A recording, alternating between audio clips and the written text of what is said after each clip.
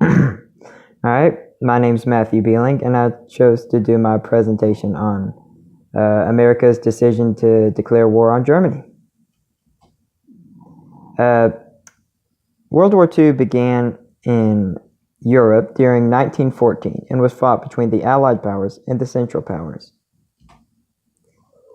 Though it originally took a neutral stance, America ultimately had no choice but to declare war on Germany in 1917 due to German submarine warfare, American investment in Allied powers, and its need to preserve its national status as a world power.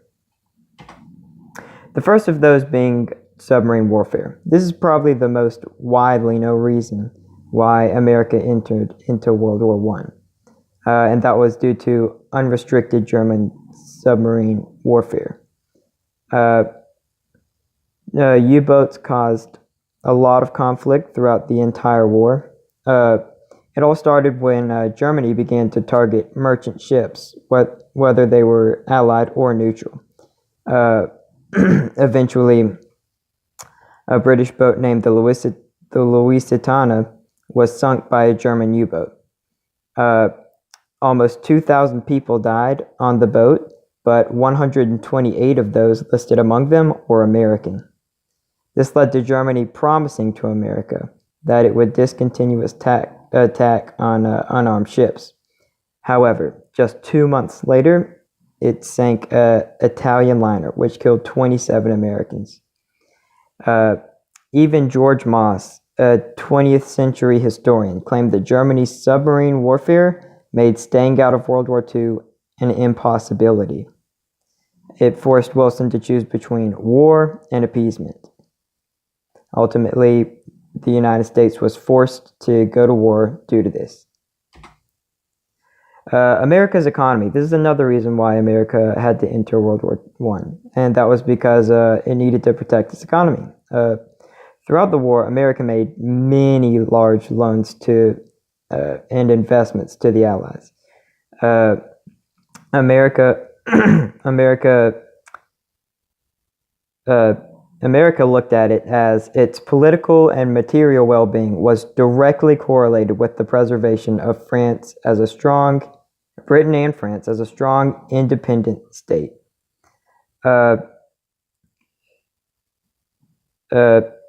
But when Britain became financially troubled, the United States was forced to allow Britain to borrow its funds. Therefore, if America were to just abandon its European ties after losing so much money, then it would end up being economically disastrous for America, which had already shown signs of instability. And while it was the American investments in Allied powers were not directly quoted to be a cause of America's entry into World War II or World War I or II, they definitely pushed America to a point where war seemed unavoidable. America's world power status. This is another reason, the last reason that America declared war on Germany, and that was in order to preserve its national status as a world power and a strong military power. The aftermath of the submarine warfare, the sinking of the Lusitania was a major blow to America and Britain.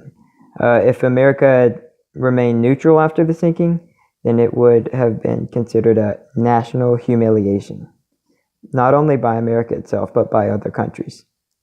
Also, Germany did not know the full strength of America yet. They were quoted on never knowing, or they were never sure about America's strength. If Germany had known about America's large military force, it probably would have prevented the resumption of submarine warfare. However, since Germany did not know about America's military might, the United States was forced to prove itself and declare war. Had America not declared war on Germany, it would have suffered a loss of national prestige. To conclude, the war wrapped up with the Treaty of Versailles. Germany was forced to sign that in 1919. And the United States, although only for a brief period of time, caused a brief period of peace between World War I and World War II.